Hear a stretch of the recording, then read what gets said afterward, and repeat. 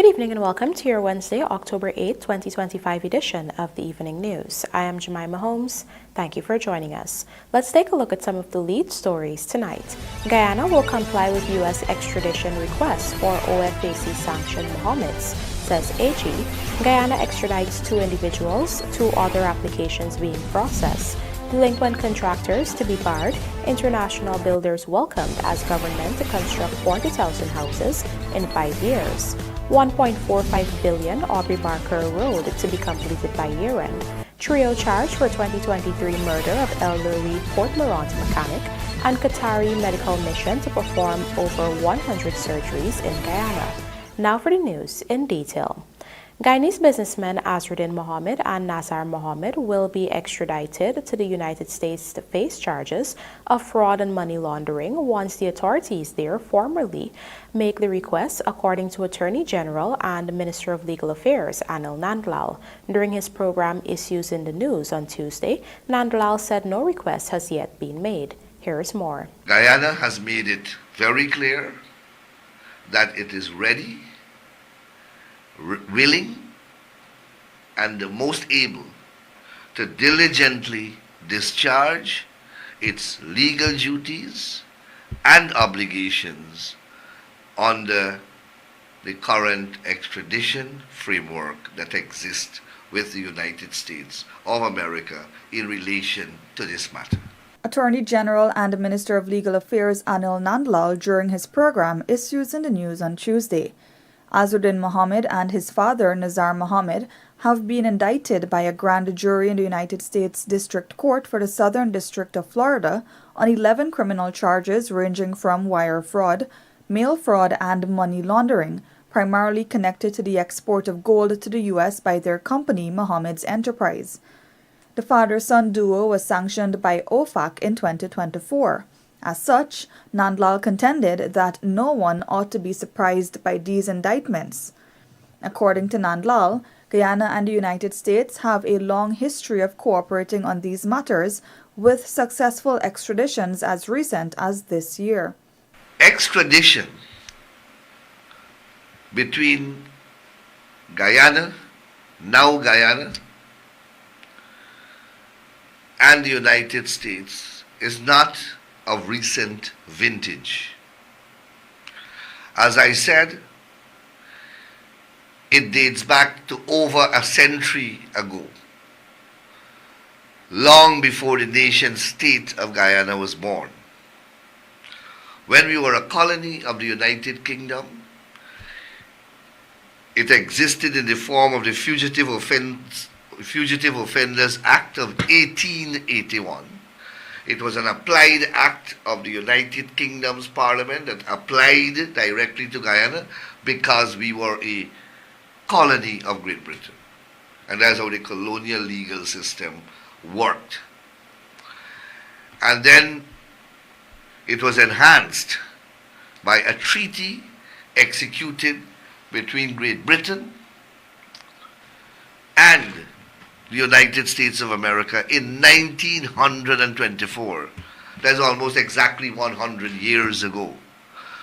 In its current construct, the process, as I said earlier, begins with a request from the government of the United States to the government of Guyana for the extradition of the persons who are within the territorial jurisdiction of Guyana to the U.S.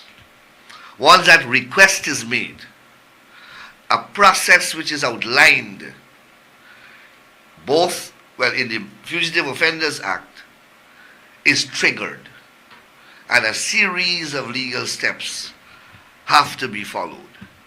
In Guyana's independent history, at least, I know of no request for extradition that has been refused by any government of Guyana. Meanwhile, Nandlal also responded to reports that the actions by the U.S. are being motivated or inspired by local political agenda or incentive. To conceive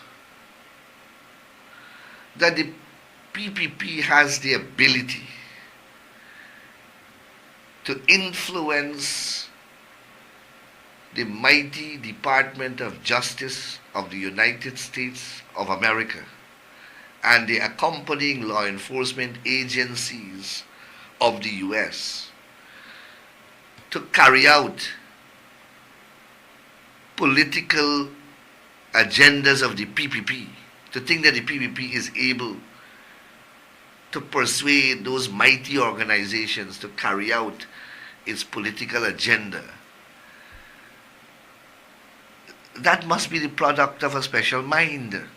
Who else would conceive something that is so outrageous? Reporting for the evening news, Davina Samru. Meanwhile, the Guyana government has already extradited 2 individuals thus far for 2025 after receiving formal requests from the governments of Canada and the United States. These extraditions were facilitated under the Fugitive Offenders Act. Among those extradited was Guyanese Parmanand Singh, who was handed over to the U.S. authorities back in January to face charges relating to a fatal accident in Florida. Meanwhile, another Guyanese, Hari Narayan Rajkumar, was also extradited to Canada in February to face attempted murder and assault charges in that country. According to Attorney General Anil Nandlal, there are 2 more extradition applications from other jurisdictions that are currently being processed. Guyana, as an independent country, would have done dozens of extraditions to the United States and dozens to other countries as well. Just this year, we did 1 to the US and 1 to Canada as a result of requests made by the government of the US and the government of Canada.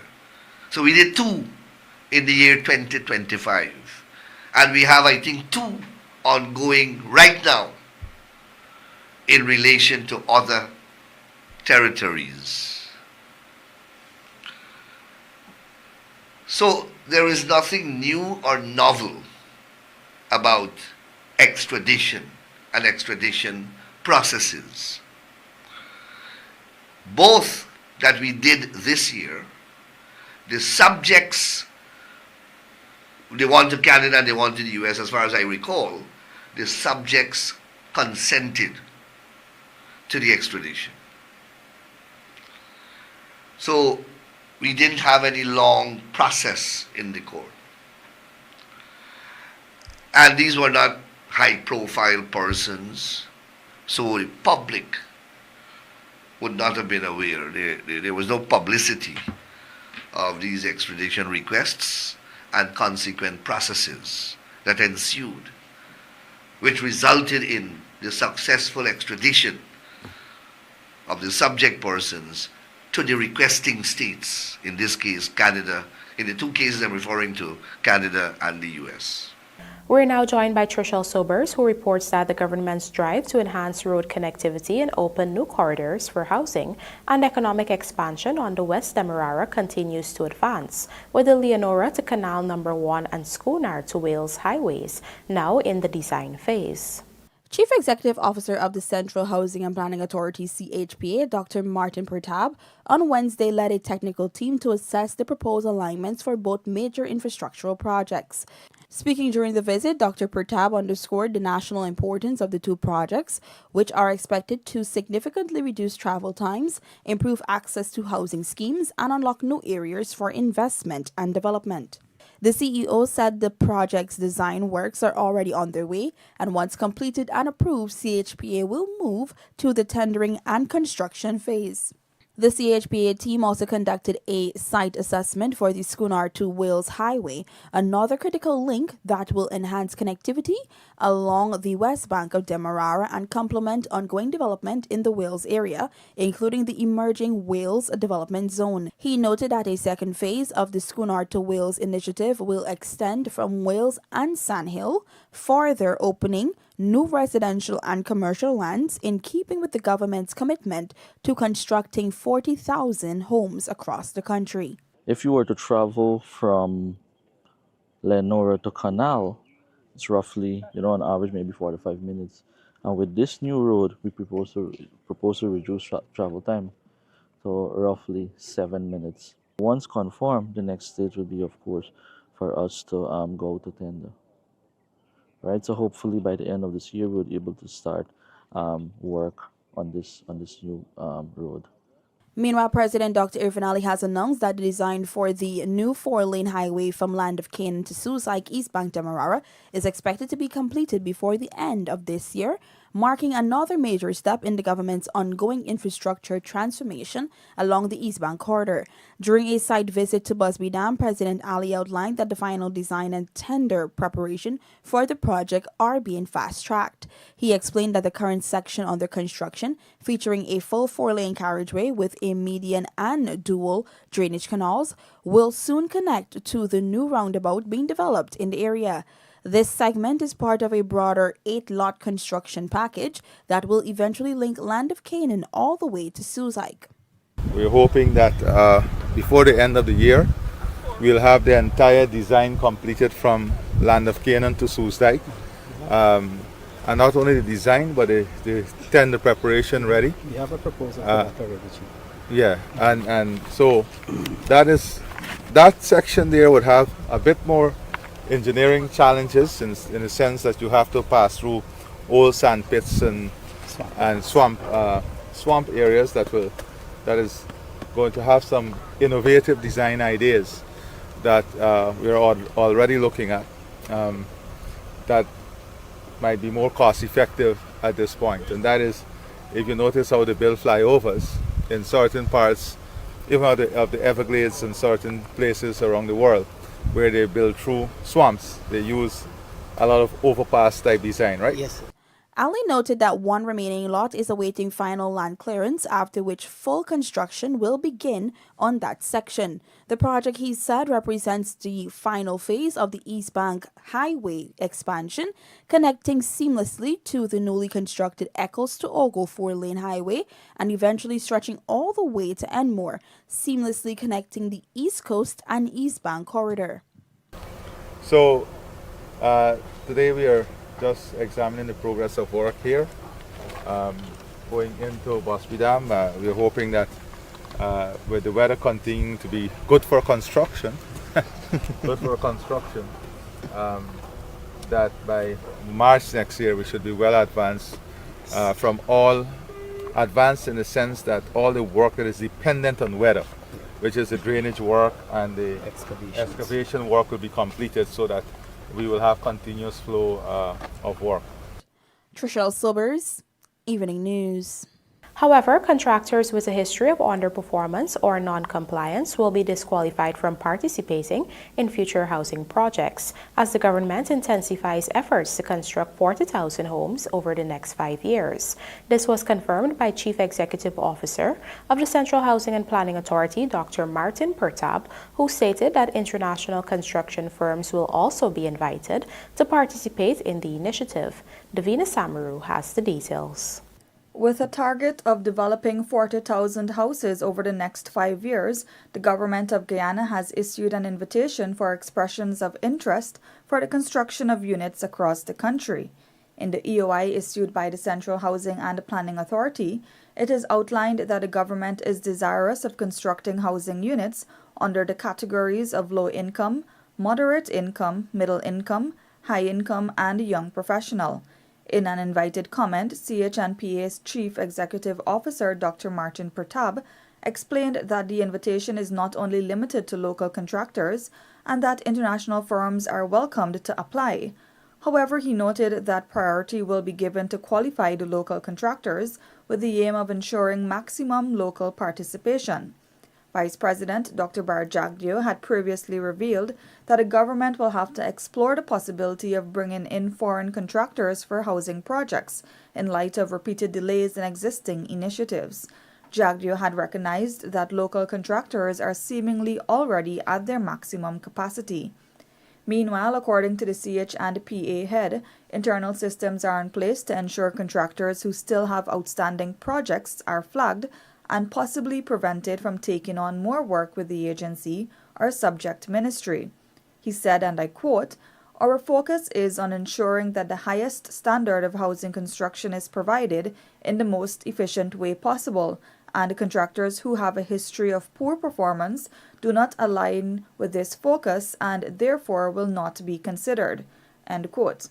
The Dr. Irfan Ali-led administration, which governed from 2020 to 2025, had set a target of distributing 50,000 house lots during that term in office, an objective they not only achieved but surpassed.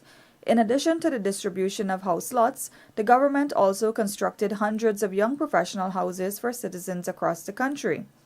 President Ali, re-elected for a second term at the September 1 polls, has set another ambitious agenda for the housing sector to construct 40,000 houses within the next 5 years. Dr. Pratap said the CH&PA is engaged in discussions with key agencies, including the Mahaika Maikoni Abari Agricultural Development Authority, the National Industrial and Commercial Investments Limited, the Guyana Lands and Surveys Commission, and the Guyana Sugar Corporation regarding the acquisition of lands for housing development. Construction, he said, is expected to commence by the end of the first quarter of 2026. Meanwhile, the deadline for the submission of the EOIs is October 24, 2025. Reporting for the Evening News, Davina Samaru. Here now is Lawanda McAllister, who reports that over 100 Guyanese patients are expected to benefit from a major medical mission led by a team of specialists from Qatar. The initiative, a collaboration between the Ministry of Health and the Georgetown Public Hospital, will see advanced surgeries and knowledge sharing between local and visiting doctors. The Qatar Medical Mission, organized through the Qatar Fund for Development and the Qatar Red Crescent, was officially launched on Wednesday. A team of highly skilled doctors will perform over 100 surgeries, including complex procedures in cardiology, gynecology, and pediatrics. But the mission goes beyond patient care. Local doctors will be trained alongside their Qatari counterparts, as STEP Health Minister Dr. Frank Anthony says is vital for building local capacity. This is a mission that we have been planning for some time, and we've been working, the medical team from the Georgetown Public Hospital has been working very closely with the Qatari team to plan this mission so that we can have a very smooth operation when they got here. And so they have been able to select a number of patients, pediatrics, adults, some in cardiology, others in gynecology. And they would be doing a lot of consultation for these patients, but more importantly, those that need advanced procedures, things that we currently cannot offer in Guyana, that this team would be performing those surgeries. All surgeries will be performed at the Georgetown Public Hospital between October 9 and 15. Georgetown Public Hospital's Chief Executive Officer Robbie Rabaran highlighted this week some 16 complex pediatric urology surgeries will be done along with 30 adult procedures, including 12 complex gynecology cases. There are 9 medical specialists as part of this team. There are pediatrics, interventional cardiologists and anesthesiologists. There are obstetric and gynae specialists, pediatric urology specialists, and a cath lab technicians. The plan this week is to have approximately 16 complex pediatric urology surgeries done. Meanwhile, Charge d'Affaires of the Qatar Embassy in Georgetown, Mohamed Abraham Al-Ruhamai, said the medical mission marks an initial step towards deepening humanitarian cooperation between Guyana and Qatar. This project is only the beginning of an ongoing cooperation reflecting the depth of human relation and close tie between the leaders of our two friendly countries. Lawanda McAllister for the Evening News. Coming up, 1.45 billion Aubrey Barker Road to be completed by year-end, and home of Burby's teacher burglarized, money and cash stolen. Do stay with us. More news ahead.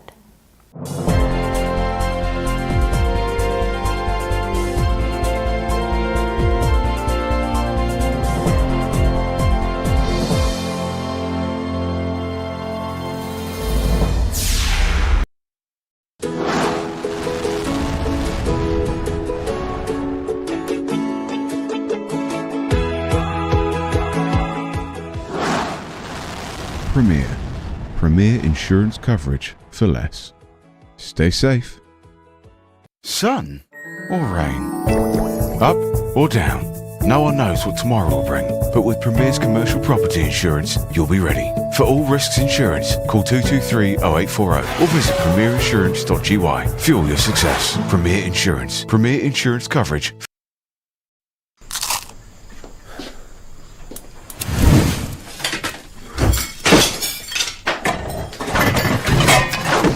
Mom, did you tell him that Danny went to pick up KFC? No, wait a minute. Are we really not going to tell him we already have KFC? A tasty dinner shouldn't be that complicated. Crunch the routine and order a delicious KFC bucket for the best price. KFC, it's finger. Granny! What are you doing on the right of way? Like you're saying let the sunshine stretch your legs. Sunshine? Look, forget I ask. You know you're not supposed to be on the right of way, Granny. But I am digging, building, burning or planting. No horsing wrong, no horse riding or nothing for doing horses. But Sunshine? What? You and Sunshine get out the right of way. Sunshine will be glad. Good.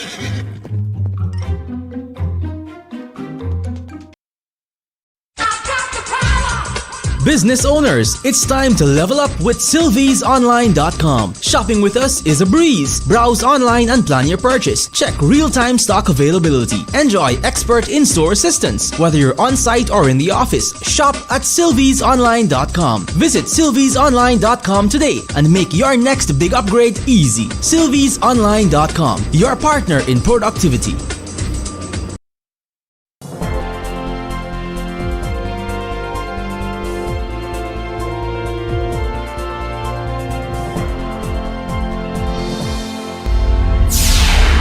Welcome back. You're watching the evening news. The expansion of the Aubrey Barker Road into a 4-lane highway is nearing completion and will be fully operational by the end of this year.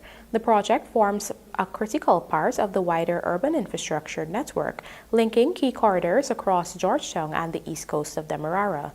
Trishul Sobers has the details. Construction on the $1.45 billion Aubrey Barker 4-lane expansion project is being executed in phases as the government accelerates the delayed work. The project started in August 2022 and was expected to be completed and delivered in July 2023. The contract was awarded to survey-paying aggregate company Caribbean Limited. However, amid delays faced in the completion of the project, the Public Works Ministry had sent out tenders in February 2024 for the continuation of 1.3-kilometer road. During a site visit on Tuesday, President Dr. Irfan Ali said the Aubrey Barker Road link, which connects several major communities, will soon be completed, providing a vital link between the New Ogle Highway and Enmore Road network.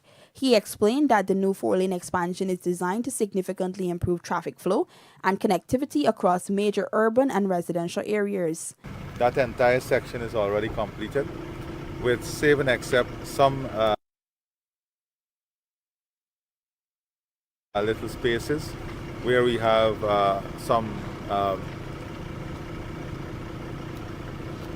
intrusion on the carriageway. We have to correct those and finish off that section of the road. So before the end of the year, this section from Ogle all the way to the Mandela roundabout will be completed, giving us another 4 lanes of interconnection. So you have this 4-lane of interconnection here between Ogle and Eccles. You have another 4-lane at Mandela, that's 8 lane. Then you have the whole 4-lane road, that's 12 lanes. The president emphasized that with the completion of this section, commuters will be able to travel from Ogle to Mandela Avenue on continuous 4-lane roads, easing congestion and improving accessibility for thousands of daily road users. When combined with existing and ongoing road projects, the infrastructure will have some 12 lanes of connected roadway between Eccles, Mandela, and Ogle, forming part of the government's broader vision for a modern, interconnected urban corridor. This development, President Ali noted, reflects the government's aggressive drive towards national modernization and urban transformation. So from here you will see the similar development going from Ogle all the way to Enmore. That will see another 4-lane expansion from Ogle, LBI, Lusignan, Monrepo, all along the East Coast into Enmore. That will be adding to the already expanded 4-lane road on the old East Coast corridor. That, of course, will open up again thousands of acres of land for industrial, manufacturing, commercial, and housing development. So this is the type of development and type of changes that are occurring at a rapid pace. The president also revealed that government planners are looking ahead to even greater integration of transport infrastructure. He reaffirmed that these massive infrastructure projects, from new 4-lane highways to potential rail systems, represent the foundation for a new urban Guyana, one that supports sustained economic growth, new housing zones, and faster, safer travel. Trishelle Slubbers, Evening News. Attorney General and Legal Affairs Minister INT'L has indicated that his office has already drafted amendments to the Constitution Reform Commission Act to change the current composition of the body to reflect the parliamentary changes stemming from the recent general and regional elections. Vanu Manikchand has the details in this report. At the September 1, 2025 general and regional elections, the We Invest in Nationhood, a new political party founded by U.S.-sanctioned and now indicted businessman Azruddin Mohammed, secured the spot as the main parliamentary opposition with 16 seats, demoting the PNC-led Partnership for National Unity to a minority opposition party with just 12 seats and effectively kicking out the Alliance for Change from the National Assembly. While the People's Progressive Party Civic cemented its parliamentary majority with 36 seats, another new political party, Forward Guyana Movement, managed to get 1 seat in the opposition. According to Attorney General INT'L, this new parliamentary composition would require changes to the Constitution Reform Commission, which caters for 5 representatives from the government and 5 from the parliamentary opposition, including 4 from the main opposition party and 1 from the joinder parties, which no longer exists. The act was drafted for that particular parliamentary configuration that existed at the time. And that act was drafted, as I said, was passed unanimously, and it was the product of a select committee. We named the political party, and now you have a different configuration, which, in keeping with the spirit of the act, and the spirit of the principle that led to the enactment of that legislation, is that we wanted 5 members of the government and 5 from the opposition. And the 5 from the opposition must come from the opposition. But you have a new configuration there now, or you're likely to have a new configuration there now, with this new political party being in. AFC is no longer there. To this end, INT'L disclosed that his office has already taken steps to amend the Constitution Reform Commission Act. So adjustments have already been made to a draft bill, and as soon as Parliament resumes, of course, it has to receive the imprimatur of Cabinet. That bill will have to be considered by the National Assembly. I think I see one member of the commission has already resigned, following the same trend of thought that I have expressed here. That member who resigned from the commission is former leader of the AFC, Nigel Hughes, who stepped down from the helm of the party after churning out a poor performance at the recent polls. In fact, INT'L, who is also a member of the commission, also used the opportunity during his program to respond to criticisms about the work of the body being stalled during the elections period. He explained that it was unanimously agreed that the work of the commission would be halted to allow political members to fulfill their obligations on the campaign trail. So that is 50% right away of the commission. And that decision was taken unanimously by members of the commission. I saw great criticisms being made. But how can you sit when you are not in, when you have political responsibilities on a daily basis, a nightly basis, that take you away from Georgetown invariably and take you into different parts of the country, which make it impossible for you to meet and do anything constructive. So it is for those reasons that the commission decided that it will pause its meetings until the elections have been concluded. Reporting for the Evening News, Vanu Manakchand. We are now joined by Bisham Mohammed, who reports that a 4-day drug eradication operation by the Guyana Police Force in the upper Berbice River has led to the destruction of millions of dollars' worth of cannabis and the seizure of a firearm, ammunition, and various equipment. The police stated that the operation was carried out between Friday, October 3 and Monday, October 6, 2025 at Ibini Savannah and Wairuni, and forms part of the force's ongoing anti-narcotics campaign across the country. At Ibini Savannah, officers uncovered a 3-acre cannabis farm with plants ranging from 3 to 6 feet in height. A nearby makeshift tent was also discovered. Both were destroyed by fire. About 4 miles away, ranks found a second farm on 6 acres of land, already cleared and prepared for cannabis cultivation. At the site, officers discovered 4 nursery beds containing an estimated 5,000 cannabis seedlings. A makeshift camp near the nursery yielded several items, including a 12-gauge double-barrel shotgun, a chainsaw, a cell phone, 2 hammocks, a haversack containing approximately 4 pounds of dried cannabis, and a cardboard box with an estimated 30 pounds of processed marijuana. The cannabis is estimated to be worth $5,082,000. Acting on further intelligence, ranks returned to Ibini, where they found approximately 30 more pounds of cannabis hidden in an abandoned church. In another location nearby, police found 3 20-gauge shotgun cartridges and a 15-horsepower Yamaha outboard engine. Ranks were also led to a third site in the area, a 3-acre tract of land containing 2 nursery beds with approximately 3,000 cannabis seedlings. A makeshift tent was also present, along with a 50-horsepower outboard engine and a wooden boat. At Wairuni, police searched a 2-story wooden house and uncovered approximately 90 pounds of cannabis.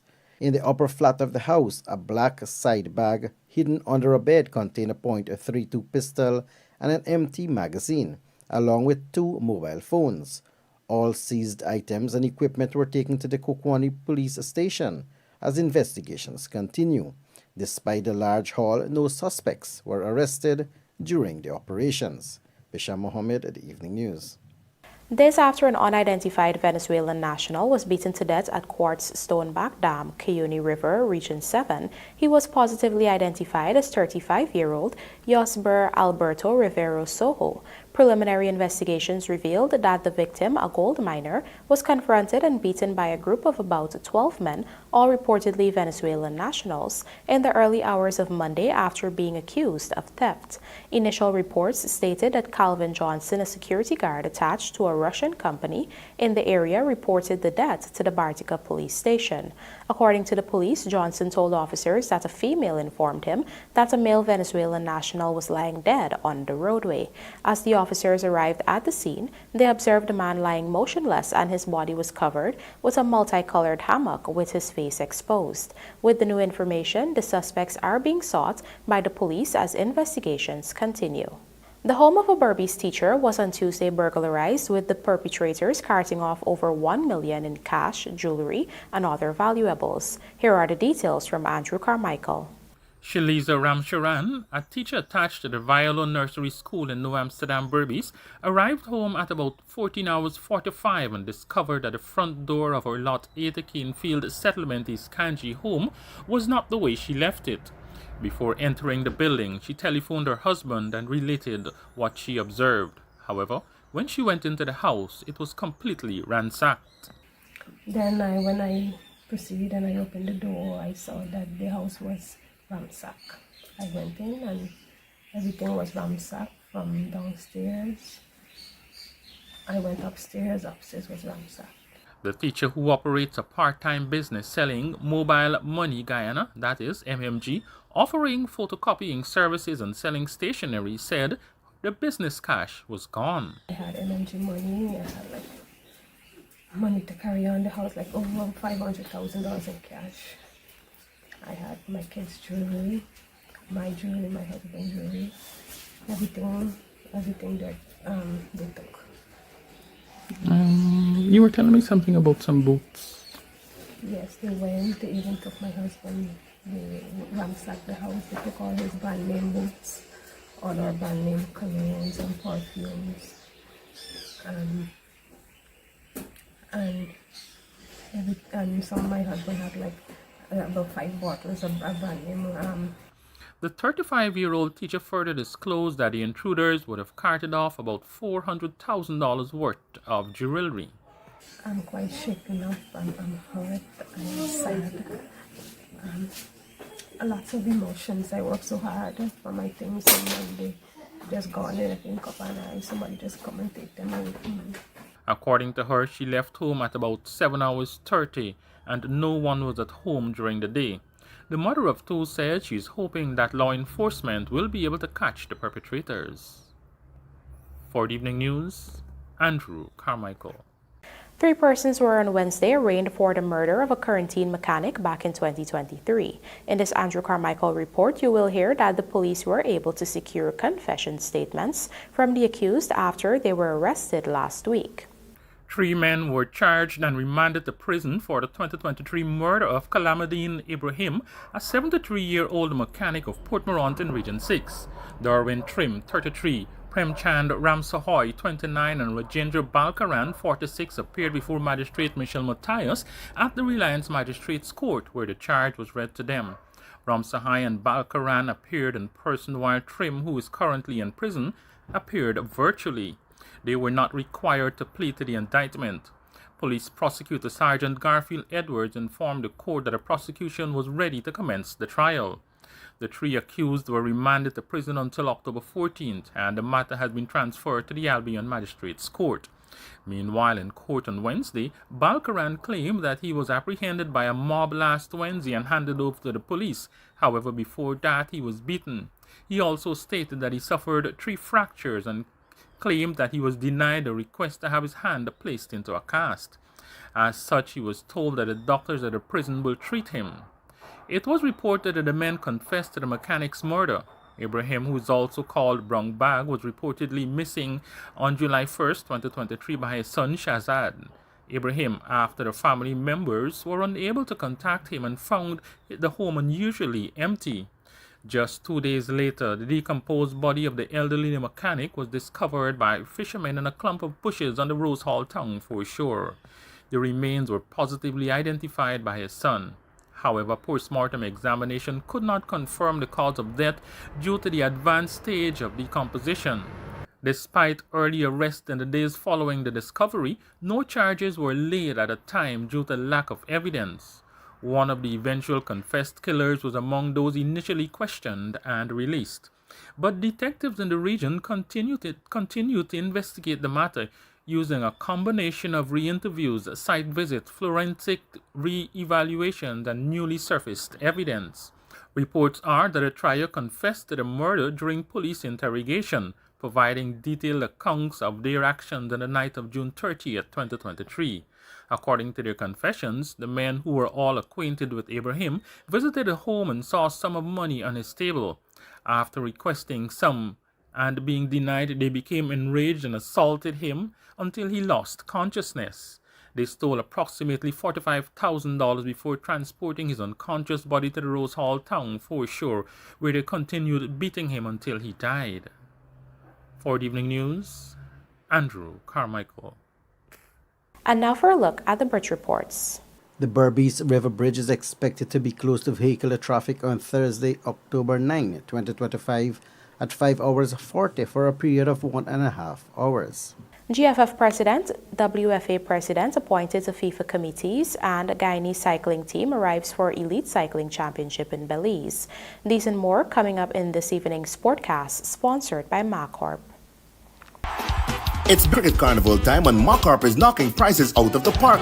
Get the powerful Cat 320 GX for just 30 million, the SEM 655D wheel loader at 17.4 million, or the SEM 636D wheel loader for only 13.8 million. Each machine comes with free fuel warranty registration, 2 years warranty, and a customer value agreement for the first 500 hours. Don't wait. Register your interest now at MacCorpCat.com or call us today on 703-8618. MacCorp, let's build Guyana together.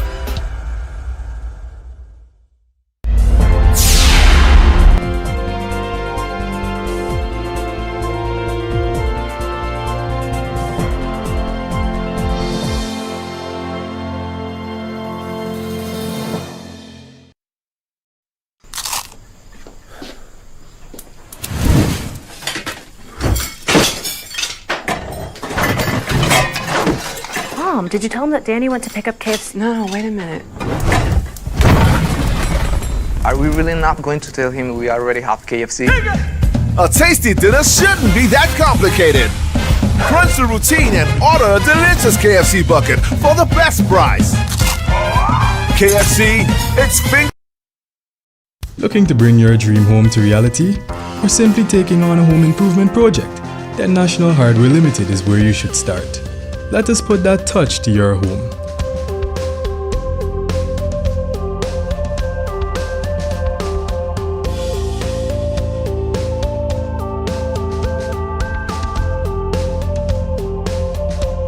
Choose from over 1,000 Berger Paint original hues for any surface.